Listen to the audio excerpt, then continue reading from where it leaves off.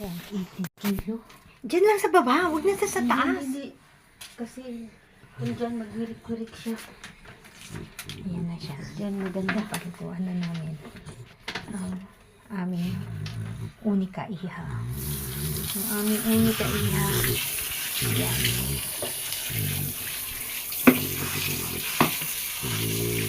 Bigyan na namin siya ng tawal.